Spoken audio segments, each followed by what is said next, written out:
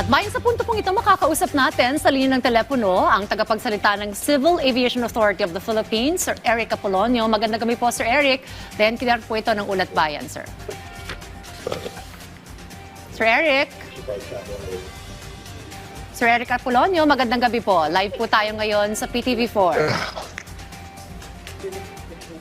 Subukan po natin ulit balikan si Sir Eric Apolonio ng Civil Aviation Authority of the Philippines para maki-update po tayo sa mga preparations ngayong papalapit na po ang Pasko. Samantala, patuloy po ang ginagawang hakbang ng pamahalaan para masawata ang human trafficking. Katunayan, mahigit 2,000 Pinoy na biktima ng scam hubs operation sa ibang bansa ang repatriate na ng pamahalaan. Nagbabalik si Bien Manalo sa report. Kasabay ng pagdiriwang ng International Migrants Day, inilunsad ng Department of Migrant Workers at Department of Justice Interagency Council Against Trafficking ang Operational Guidelines for Referral of Trafficking in Persons Cases. Layo nito na tuluyan ng masugpo ang anumang uri ng human trafficking at protektahan ang kapakanan at karapatan ng mga overseas Filipino worker. Sa pamamagitan nito, mabilis nang maidudulog o mailalapit sa mga otoridad ang mga biktima ng human trafficking. Gayon din ang paghahatid ng tulong sa mga biktima at maging sa kanilang pamilya. For migrant workers and overseas Filipinos is a part of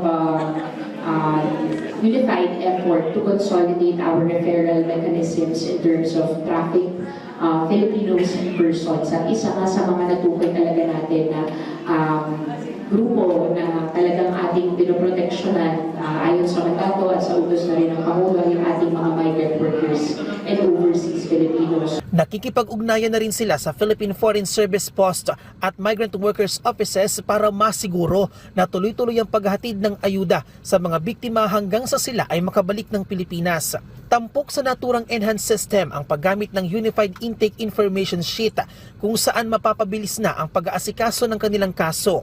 Maiiwasan na ang paulit-ulit na interview sa mga biktima dahil sa Unified Information Sheet dahil sa first point of contact na maaari ring magamit ng ibang ahensya ng gobyerno sa pagbibigay ng ayuda at maging sa case building. Bukod dyan, mayroon din itong tinatawag na Victim Identification System, which enhances our approach in determining and identifying potential victims of trafficking. Bakit mahalaga ito? Dahil kapag natukoy natin kung sino yung mga biktima at may tamang proseso at mekanismo para sila ay matukoy, madali natin sila mabibigyan ng assistance at lahat ng mga pangangailangan nila ay ating matutugunan. Sinimula na ang rollout ng operational guidelines sa mga paliparan at law enforcement personnel sa Metro Manila at sisimula namang ipatupad sa buong bansa sa susunod na taon.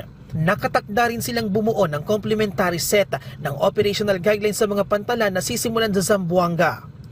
Samantala, umabot na sa mahigit 2,000 Pinoy na biktima ng scam hub operations sa Myanmar, Cambodia at Laos ang na-repatriate na. Halos 900 sa kanila ay lalaki habang mahigit 1,000 naman ang babae.